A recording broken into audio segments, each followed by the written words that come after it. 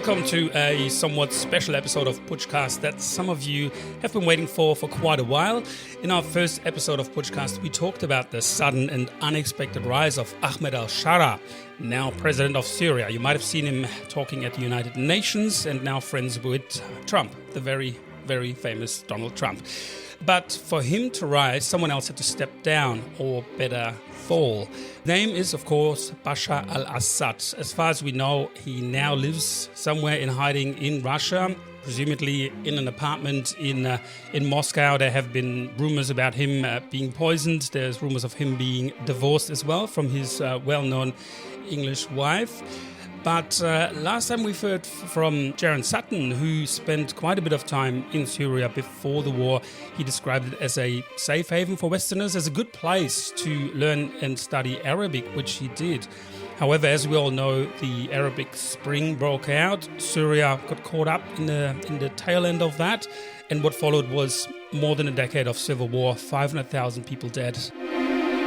And I'm very glad today to have on the call of Putschcast Luke Waters. And Luke is a former war correspondent and he visited Syria during the war. And he also had an encounter with Bashar al-Assad in person. Hey, Luke. Oliver, thanks very much for having me. And we get to that famous interview of yours in a moment. But just to kick off the interview today with you, and I know you weren't too comfortable because you told me what's the story. And I think for anyone who hasn't worked as a correspondent, it's quite a story to tell and to share. So thank you very much in advance. But what is your connection personally, but mainly professional, to Syria? Obviously the conflict, but also beforehand. I was working, as you well know, as a journalist at SBS World News, and part of our job was to look at the context of international issues and things that were taking place and try and get an angle from locally. And I guess the Arab Spring around 2010 was pretty big. And, obviously we were working, essentially what you would do would be to get Reuters feeds, one of our affiliates, or CNN or something like that, and then obviously you would have all the vision and interviews from overseas. Then you go and try and speak to someone in the community, so say the Egyptian or Libyan community at the time of the Arab Spring, and get some context locally.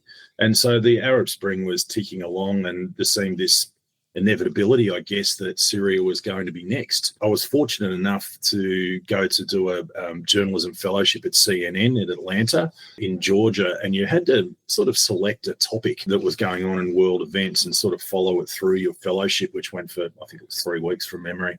And I selected the Syrian war because I'd found it was quite interesting the way these different levels of complexity were coming about, both from the government side, but then also the emergence of the various militias and the emergence of ISIS and al-Nusra and these other militias that were emerging in Syria. So I got to sort of see it through the lens of how CNN covered it, and they'd had a correspondent who'd been on the ground over there embedded with rebel groups. And so when I came back to Australia, I was still had this fascination, I guess, with the country and with the crisis and the way it was unfolding. And so set about trying to work out if there was a way I might be able to become more directly involved, and started establishing relationships in the Syrian community in Australia to see if there was any way I could find a link and a way perhaps to get closer and cover it from a personal point of view. Yeah, working with the diaspora is always very important as a journalist, especially during conflict times.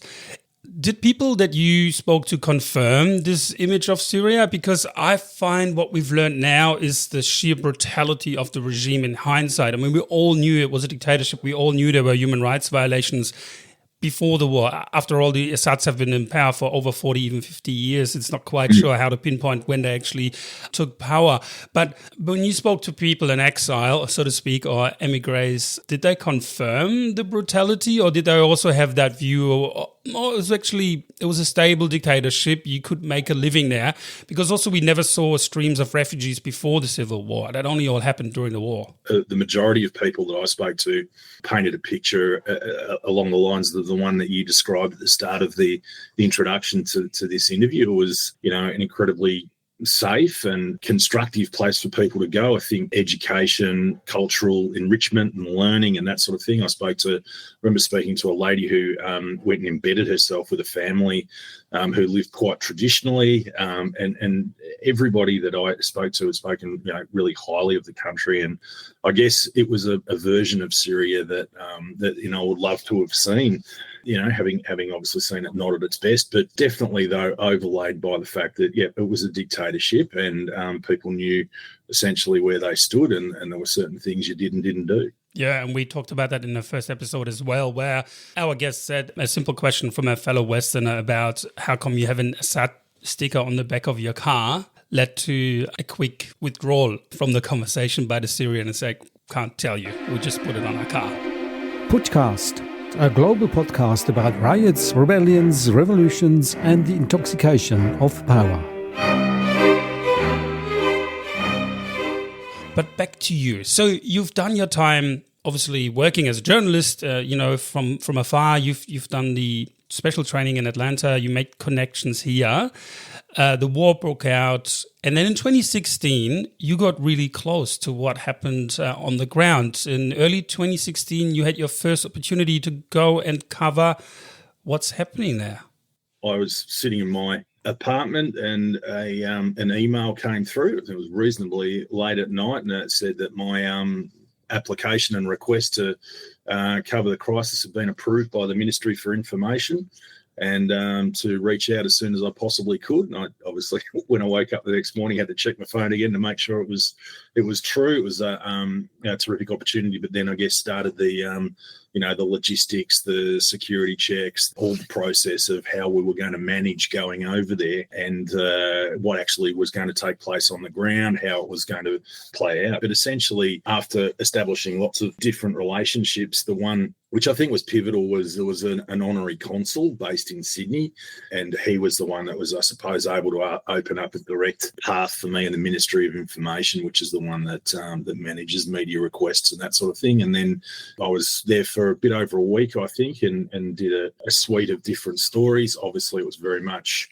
from the government's perspective, or from what I was allowed to see from the government. I was taken to the front line of the war. I was observed refugee camps and settlements, went to schools and looked at a range of different aspects of life in Syria at the time. And this is 5 years into the war. 5 years, what was the country like at that time? I think it was a different country around 12 months beforehand. It was in the aftermath of the Russian aerial invasions, which really did turn the tide of the conflict and really reduced the effectiveness of a lot of the so-called rebel militias and their impact on the ground. So as a journalist embedding with the government of the time, I think it was a safer bet than it would have been 12 months beforehand when these militias had a lot more power. Damascus always managed not to become overly impacted. When you look at the impact of Homs and Aleppo and some of the other city Idlib and these other cities and what took place there. There were pockets of fighting in Damascus, but the city itself functioned reasonably effectively throughout most of the war. And even now you see images out of Damascus after the fall of Assad where people sit in cafes and it looks quite normal, but it must really be isolated, I think. And we'll probably do another episode on that. But the army we've heard so much about, the Syrian army. So we've heard about corruption, people getting paid $30 a month, and officers selling fuel out of their tanks just to support their families. What was the state of the army when you were there? Because you were embedded with them. Were they quite functioning and well organized? What was your impression? It was interesting that I was taken to a place called Jobar, which I think is eastern Damascus. From memory, it was 15 or 20 minutes from central Damascus, and there was Jaish al-Islam, which was the army of Islam, was the opposing force where we went. There was some curious characters, including the general that sort of welcomed me. He was very suspicious at first, didn't speak English, but through a translator we established a bit of a relationship, and he went from being a bit standoffish, and then he couldn't be more helpful for whatever reason. The whole thing flipped. I don't know what the translator said, but we were in the back of the truck and going along, and he'd take us to where the basically where the battle was taking place, and explaining about how a lot of the issues were taking place underground. There was a whole web of tunnels underground, which is where a lot of the fighting was taking place. I think it was some statistic like he'd spent 2 days at home in the last couple of years, and he had a relatively young family. Obviously, he was singing very much from Assad's soul sheet and the narrative around, freeing the Syrian people of the rebels and what have you. And he was not going to go home until that job was done. The other thing was he had a really quirky experience where after we'd gone and I'd done the filming and interviews and everything, I was about to get out of there, pretty happy to go. There was a few mortars thudding around the place and that sort of thing. And then he invited me in for a meal. And I said, I don't know that we can do that. And next thing, we're in this bunker and there's a 12-plate Middle Eastern feast in front of us. And he's sitting down. There's an AK-47 leaning up against the wall, and you can hear the mortars in the background. And he reaches under the table, pulls out a bottle of white wine, plonks it on the table, and the translator said, "You've got to stay. You can't go. You've got to stay." So I sat there and had a meal with the colonel, which was funny and awkward. I didn't speak Arabic, he didn't speak English, and we sat there. But that was one of my experiences from the front line. Arabic hospitality in a very weird context there. Exactly. Yeah, true enough. Today's podcast episode is brought to you by Motorcycle Rental Melbourne, your ticket to an amazing adventure on 2 wheels across Australia. Motorcycle Rental Melbourne is your gateway for the most spectacular way to explore the 5th continent. Visit motorcyclerentalmelbourne.com.au to check out the fleet. Don't forget to mention Putschcast for a 10% discount on your next rental. Terms and conditions apply.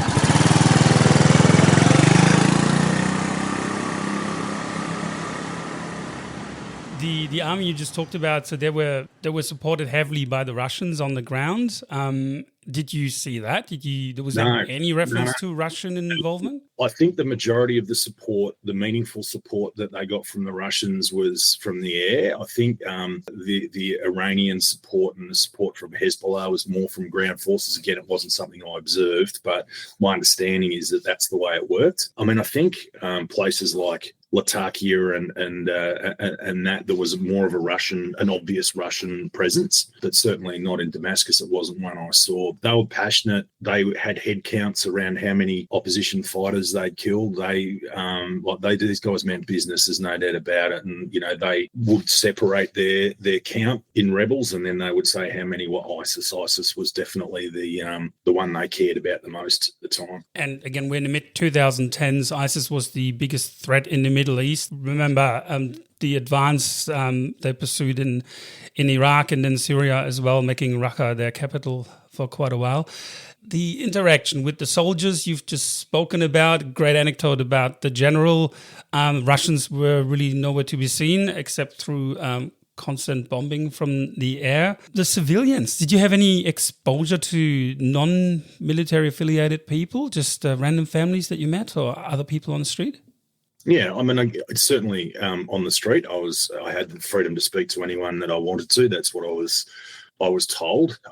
Some of the people I interviewed were people who had lost family members. So I suppose that my objective was to try and humanise, the impact of the war and what have you. When I spoke to people, they wanted their Syria back was the main understandable thrust of what people would say. We just want it to return to what it was. We want our family members to come back. Because you've got to remember, it's not just the people that were killed, but literally in their millions, the people were fleeing for safety, getting over into Lebanon, getting into wherever they could, just to free themselves from the fighting. The horrible injuries inflicted on people, especially through the barrel bombs and other ways of decimating entire suburbs there.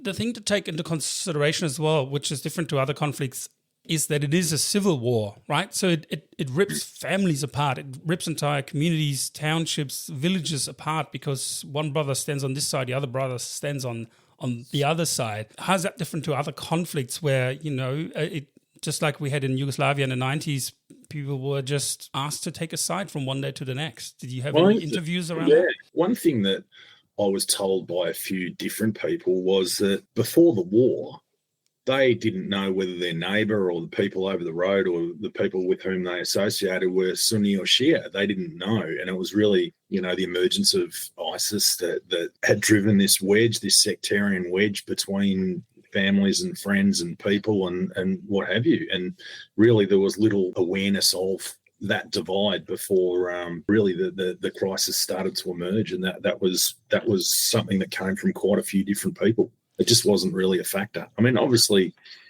it's something people were aware of and to a certain extent, but people wouldn't go and ask or necessarily even know. Especially in metropolitan areas like the ones you've visited, I guess. And that's an angle I never thought of, that because you always hear, the Arabic Spring sweeping in from the west, really starting in Tunisia, Libya, Egypt, Syria, where ISIS obviously came more from Iraq, and that pressure that people and also maybe the government was under.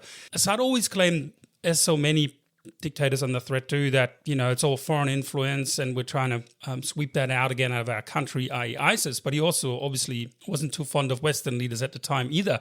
How were you treated as a Westerner by the local people? Were they suspicious or were they welcoming and hoping to share their story? The majority was welcoming, both from the government people, but also from general people that I would introduce myself to or ask the translator to introduce me to.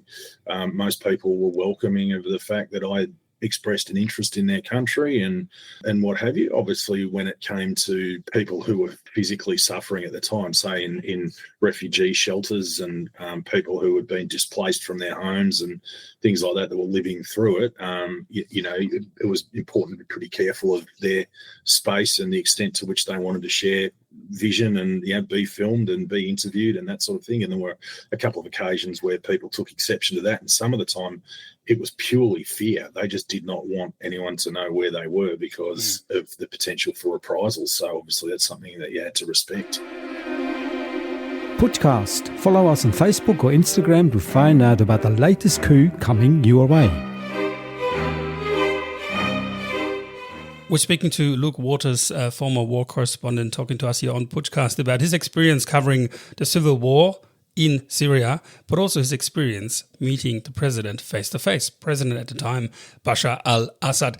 You've mentioned before, in 2016, at the start of the year, you got to go and cover the stories we just talked about, but then there was the next level. So you got back to your home base. Was there another email coming from the foreign ministry? How did that famous interview come about? Yeah, well, it was still through the same line of communication, the Ministry for Information, initially via the Honorary Consul. So it was a phone call this time, notifying me that formal requests to interview the President had been approved and that we would start the conversation around logistics the next day. Quite deliberately, they put a pretty short timeline on the time from being told to the time that we were going to get there and get things done. So I think we had about 3 days to get our stuff organised. And again, do security checks and all the things that we needed to then again go into Syria. So via Beirut, flying into Lebanon, Beirut, and then by car into Damascus. You've had 3 days' notice. How do you prepare for this? This is clearly a highlight of your career, I would assume.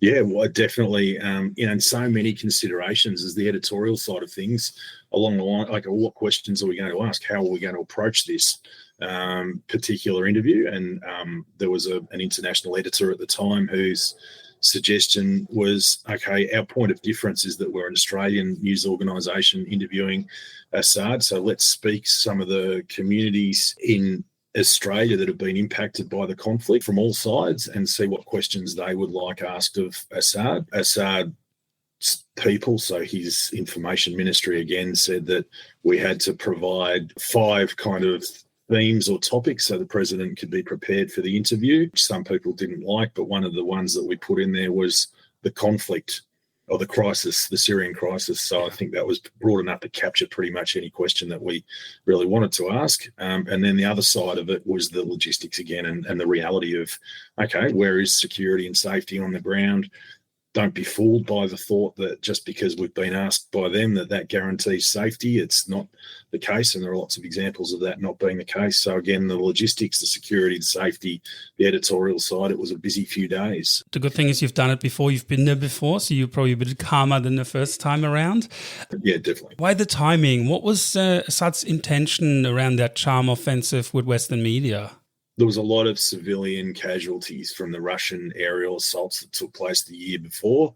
So if you were to guess, you might say that they'd put it was very considered and very strategic the way they managed information and media and that sort of thing, which should come as no surprise. But perhaps it was that enough space had been, for as far as they were concerned, between the aerial assaults, which claimed a lot of civilian lives, but swung the war back in the regime or the government's favour.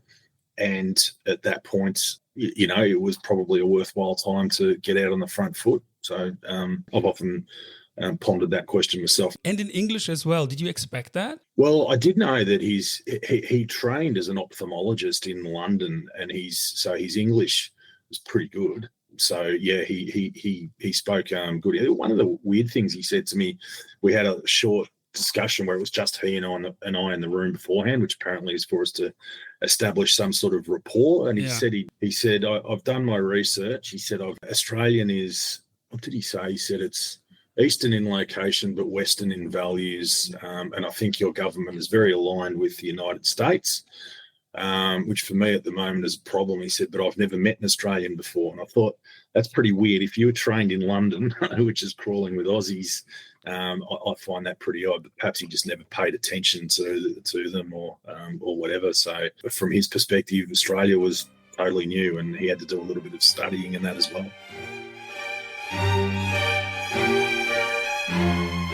Now, walk us through the lead up to this. So you just talked about how you met him in person. I assume you were picked up at the airport by, did you have a convoy or something? I mean, it's still a country at war and you had to go to the presidential palace. Well, yeah, so the way it worked was I used the driver that I'd used on the previous trip because he, proved to be trustworthy and reliable and what have you. And so he had a car that was allowed to go both into Lebanon and to Syria.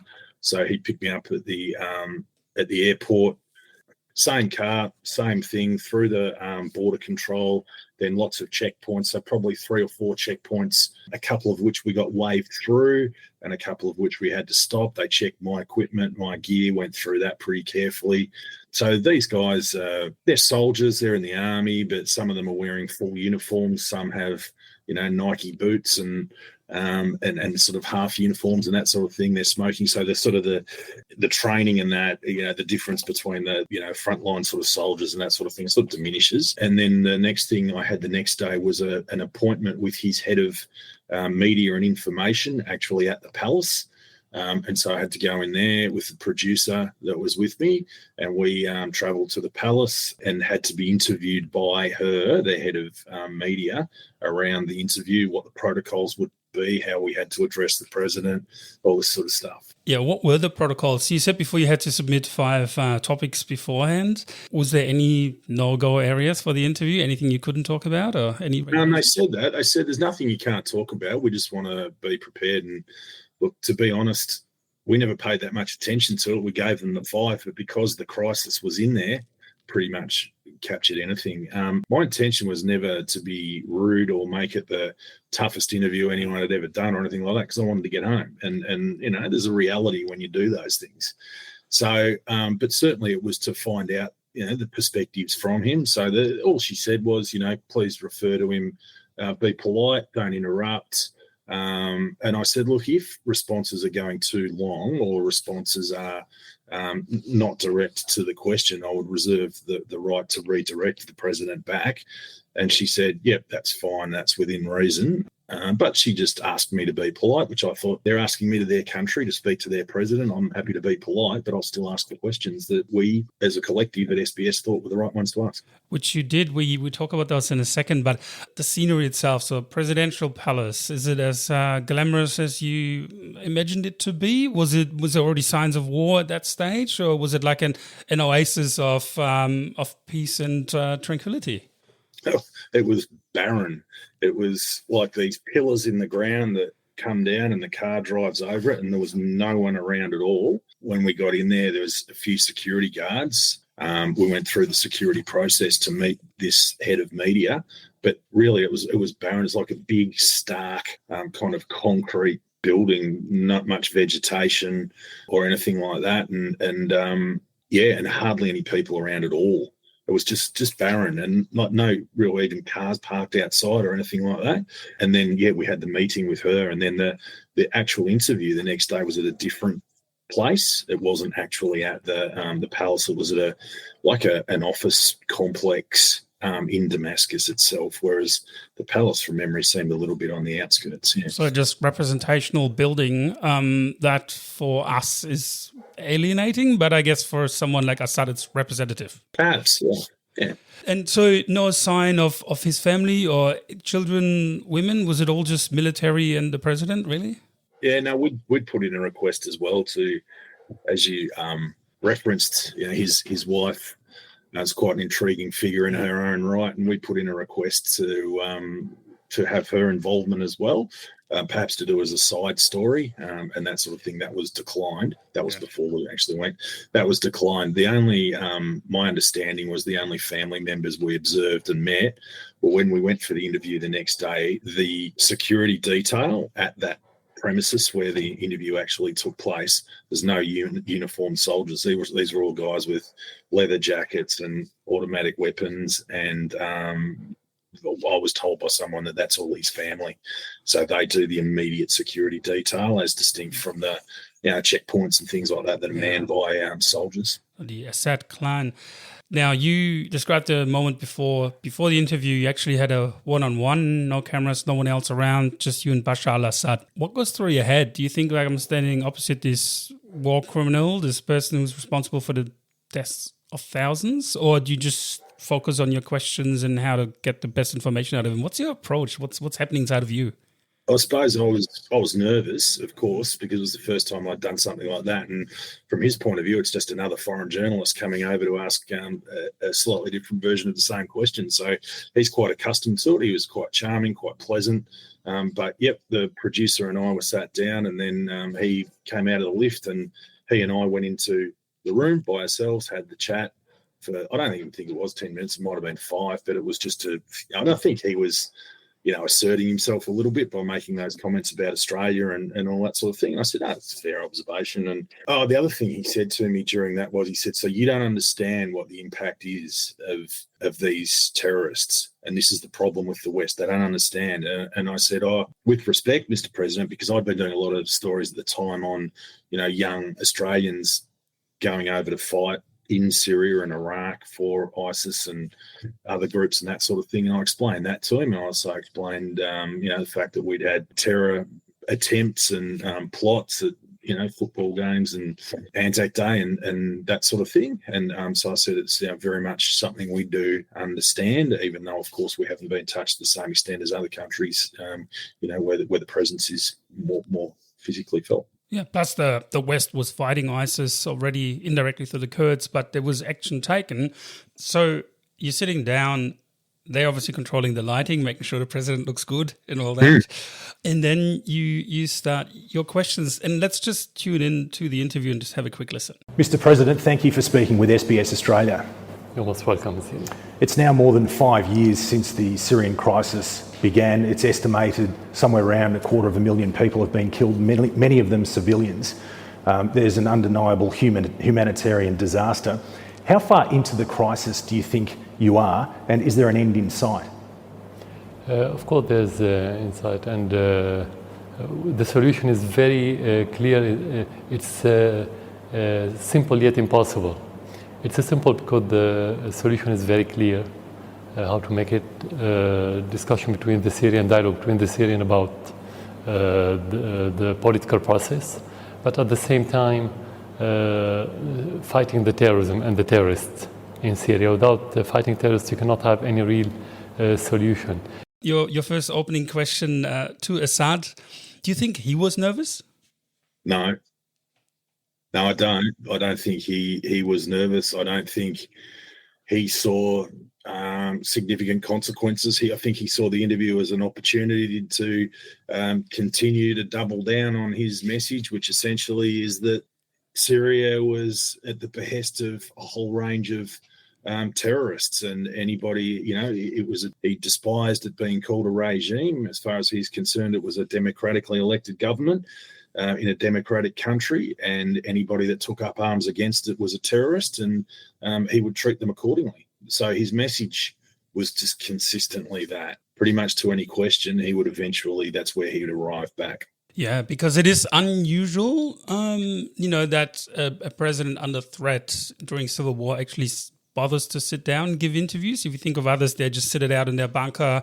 I'm quite impressed, I have to say, that you got to ask any question, that there was no sanctioning or any pressure on you to get his message out there. Bits were not cut out or edited. It was the interview as it happened. Okay. So there was nothing was cut out. If that's sort of just, some people have asked that in the past. That wasn't the case. And they managed that process, obviously, because they had all the editing equipment and all that sort of thing, and they provided us with a file. I think we had, I think it went to air about 2 or 3 days after it actually took place. It went to air in Australia. Which was important at the time, because events were unfolding so quickly that, a week or two down the track, things changed. Yeah. Situation might have changed completely. Now, there are 2 moments in the interview that I want to reflect on. Is one where you ask him about his vision, which is so important as a leader to have, no matter if you're a business leader or a dictator in a Middle Eastern country. And he responded about Syria becoming a safe country again, what we referenced earlier of, the good old days before the civil war. Was that convincing for you? Because sometimes I just wonder, is he just being cynical there? Or does he live in a bubble? Like, what was your understanding? Does he actually believe what he's saying? Yeah, it's a good question. I don't really know. I mean, I know that he does. I think he's calculated and he's cunning, and I think that was proven. His response to that was, well, I'll let the Syrian people judge me in time, in the fullness of time. And I guess judge him they have. And, they now know that he had an escape plan, a very elaborate getaway plan, which he executed. So I think that he 100% believed everything and was honest in his thoughts. I think, I don't. I think he was well schooled by his father, would be my assessment, and I think he was very strategic in the way that he managed the whole thing. Let's have a quick listen. What's your vision for Syria? How do you see things in 2 to 3 years? After the crisis, so the first thing we would like to see is to have Syria stable as it used to be before, because it was one of the most stable country and secure country around the world, not only in our region. So this is the first thing. If you have this, you can have other ambitions. Without it, you cannot. So that was Assad speaking to Luke Waters in 2016.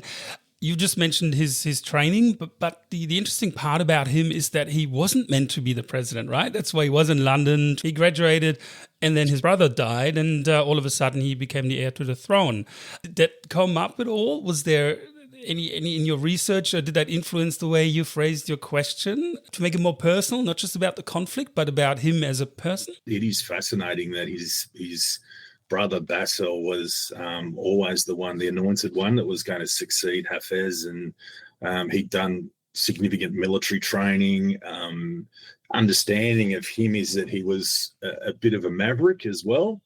And he was, I think, going to be going for a skiing trip or something in Europe, and was speeding to the airport and was killed in a car accident. And pretty much straight away, Bashar was summoned back from the UK, where he was studying to be a doctor.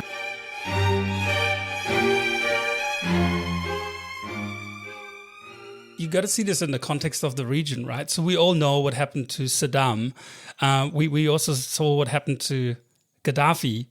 And I think the difference is with those two that obviously they were in power for decades. I mean, he was there for quite a long time in the end as well. But I do think after reading a few books about them, they actually believed in what they were saying. They actually believed their own myth and lie so much as some dictators do, because they surround themselves with yes men and a fabricated version of reality. But I think Assad, especially through his wife and his Western upbringing and spending so much time there, which none of the other dictators in the regions had done, he must have he must have known what was happening and what his role was and what would happen to him, as you said, escape plan. What would happen to him if things go wrong, which they did in the end? Yeah, absolutely.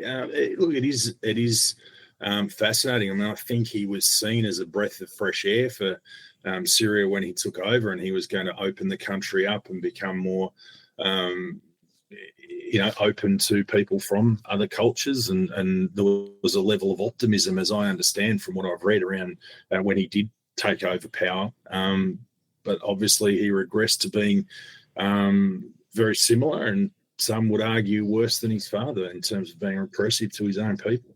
Yeah, because in the end, the civil war was all about preserving power, wasn't it? Well, that's how it ended up. Yeah, I mean, it was, again, there was this momentum and this so-called inevitability that his regime was going to be the next to topple as part of the Arab Spring, but he wasn't going to have a bar of that, and he saw it coming and circled the wagons and put up a fight. And the big difference is obviously compared to others, the support through the Russians, which if that wasn't the case, he might have been toppled, and it would have been... And Iran and Hezbollah as well, I think it's important to point out on the ground, yeah. It would have been a much sooner ending of his reign, I think, if it wasn't for the foreign support there. Let's just have a listen to the last bit of the interview where Assad answers your question of how history will judge him. What I wish is to say that this is the one who saved his country from the terrorists and from the external intervention. That's what I wish about. Anything else would be left to the judgment of the Syrian people, but this is my only wish. Mr. President, thank you very much for speaking with SBS Australia. Thank you very much. That was Assad. That was the interview. Interesting point of view there from him. Luke, now, do you get up, shake hands? Thank you very much. Out you go. What happened after the interview?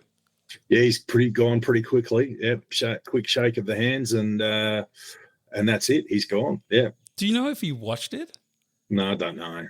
I never had any further dealings with the information ministry. The producer, I think the kind of liaison around getting the file of the interview to SBS was handled by someone else, because I went straight into Lebanon the next day and was covering stories in Lebanon. There was some events in Lebanon that were more challenging than the actual Assad interview, I believe. Within 48 hours of interviewing Assad, I worked pretty closely with a Lebanese journalist, and we had some links into an ISIS cell and some guys that said they were former ISIS operators. And so we're interviewing them, and obviously didn't mention the fact that we were sitting down with Assad 48 hours beforehand. But that was at about 3 a.m. in Beirut, in a pretty dodgy part of the town, and it was definitely a scary experience. But they spoke of their time in ISIS and how they felt about ISIS and how pure it was religiously. They weren't allowed to smoke. But then it turned out that so many of these people were attracted to ISIS because of their vulnerability and that sort of thing. And these guys had been drug dealers dealing in the Bashar Valley. And ultimately they joined ISIS in the start for more money. And they were going around filming the battlefield beheadings and that sort of thing, and uploading them for the ISIS site. And they explained that whole process in pretty grotesque detail. How, as a journalist, how do you prepare yourself to not been taken advantage of? Well, I was working with a journalist, a fellow who I'd worked with before in Lebanon and had a great deal of respect and trust for. And we'd spoken at length about how this was going to unfold and where the risks sat and what our potential responses would be and that sort of thing. But there was still a level of risk, that's for sure. Yeah. But it was something that we wanted to do, and particularly after having spoken at one side. Because the issue is with Assad and dictators like that, I imagine they have a clear interest in you being there. They want their story to be told. Yep. It's very strategic by them. At the time, it was still a functioning regime. He was still, had the city under control and wherever you were traveling. But with those sort of rebels, terrorists, whatever you want to call them, ISIS, etc., sometimes they have nothing to lose and they have very, very scary backgrounds, like you just mentioned. And How do you feel? And can I also ask how your wife felt at the time? It's a good question. I was certainly scared, but I think it's a little bit the same as with the interview with Assad. You let the moment control you, or you control the moment. And that's a little bit the same when you're going into one of those environments. There's things you can do to reduce risk and what have you. And they were things that we were focusing on, certainly, in terms of where we met, how we met, and a whole range of things. When it comes to family, yeah, they were concerned, but I've subsequently become a father, and that's why I wouldn't do that sort of work anymore. That said, I was very aware of the risk and put in as many safeguards as I possibly could throughout the whole process. And you made it home, and I'm glad that we get to talk today, Luke. Another question I have about this, there's the research side, there is the journalistic side, to make sure that you are as unbiased as you can be, but also there's a mental side to this, which obviously today there's a much bigger focus on there than there was even 10 years ago. And your interviews is almost 10 years old now.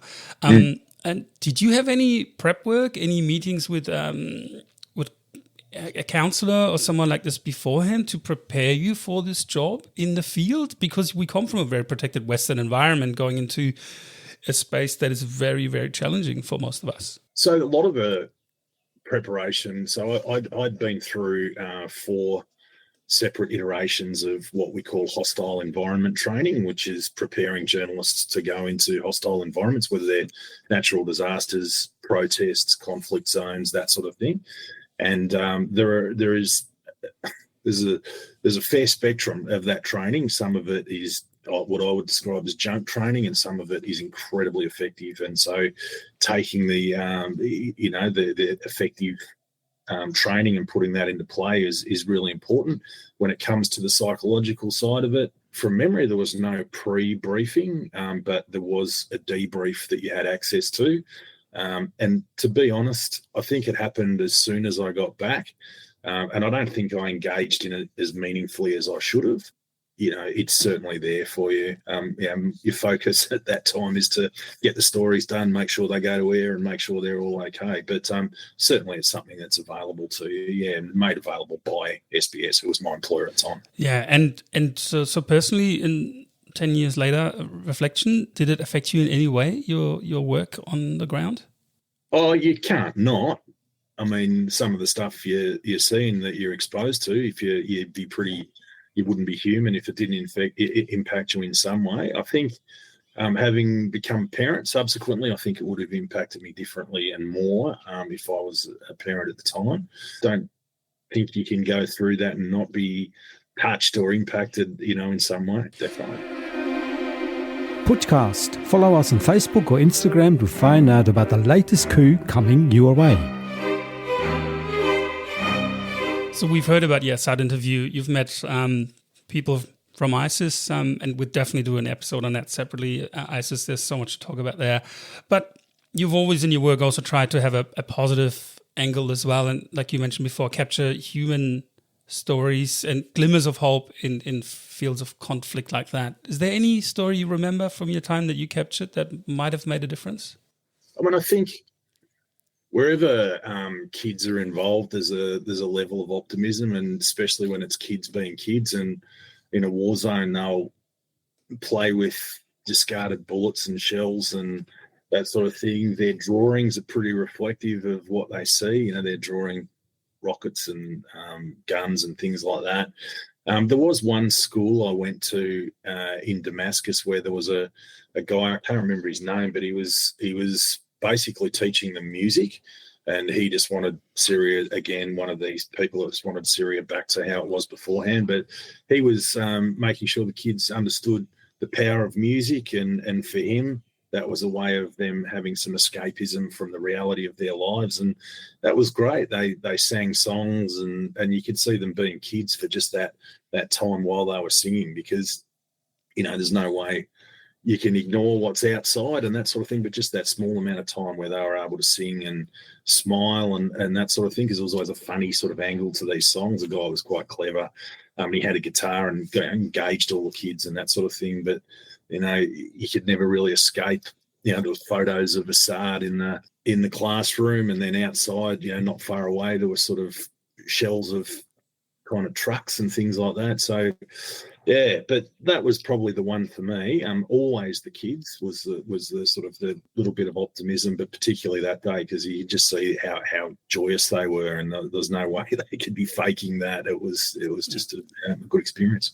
Yeah, it is that glimmer of hope that children, the next generation, hopefully have a better start. They obviously don't have a good start to life, but a better future in their lives. Have you followed the conflict since? So obviously there's been a massive change in the political landscape in Syria over the last 12 months. No one could foresee what happened there.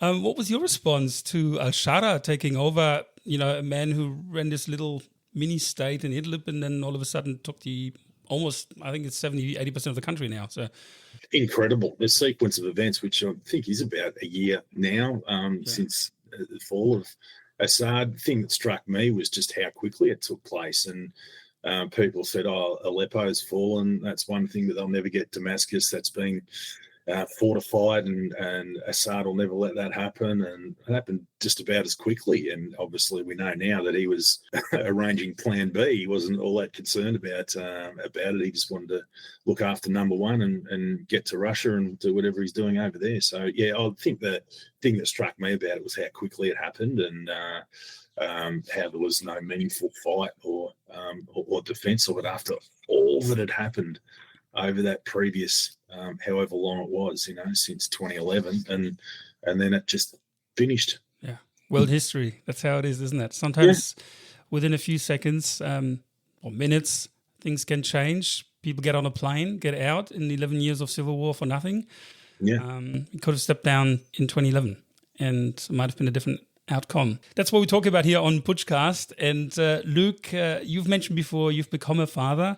You are no longer a war correspondent and you're no longer a journalist either. Why did you leave the profession? What do you do now? Well, now I run a communications consultancy, so helping individuals and organisations with their media strategy and their spokespeople, helping prepare them for interviews, incident management and stakeholder engagement and those sorts of things. Crisis communications also is a big part of it. So I do that now. I guess the enjoyment and the thrill of journalism for me a lot of the time was through some of the hostile environments that we were able to see and experience.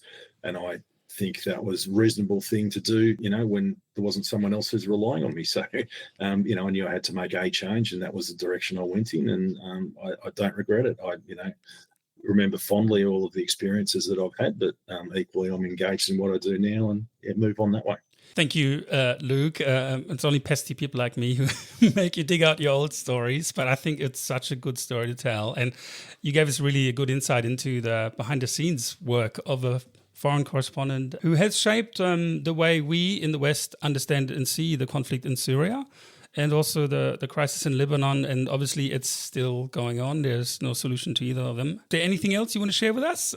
No, just to say thanks for taking the interest, Oliver, and I wish you well with your podcast. I think it's going to be a really interesting one, and I think they're the sorts of things again that people can consume and learn, and it's a great thing. And if you want to follow up and see more of that interview of Luke Waters with Bashar al-Assad, you just have to go on YouTube. It's been re-uploaded, and just Google SBS Dateline Assad interview, and that's you there. Luke, a historic document, and I'm sure people in decades to come will look back at it and see what was said and done. Thank you so much for your time, Luke. Thanks, Oliver. It was great to be with you.